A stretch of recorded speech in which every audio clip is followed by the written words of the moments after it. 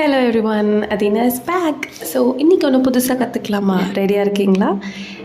இன்றைக்கி நம்ம என்ன கற்றுக்க போகிறோம் அப்படின்னா, கோதுமை மாவு வச்சு எப்படி உங்கள் குழந்தைகளை எங்கேஜாக வச்சுக்கலான்ட்டு. ஸோ அதுக்கு நீங்கள் கோதுமை மாவு பிசைகிற பதத்துக்கே தண்ணி ஊற்றி பிசைஞ்சுக்கோங்க. நான் கொஞ்சம் மஞ்சள் தூள் சேர்த்துருக்கேன். ஸோ ஒரு yellowish கலர் கிடைக்கட்டும்னு. ஸோ அந்த மாவில் நான் இந்த மாதிரி ஐடி அப்படின்னு ஆல்ஃபபெட்ஸ் ஏ எல்லாம் க்ரியேட் பண்ணி என் பையன்ட்டு கேட்க அவனும் ரொம்ப இன்ட்ரெஸ்டடாக ஆன்சர் பண்ணான். அது இல்லாமல் நான் வாங்கியிருந்த இந்த ஒரு மோல்டு, பழைய மோல்டு இருந்துச்சு வீட்டில்.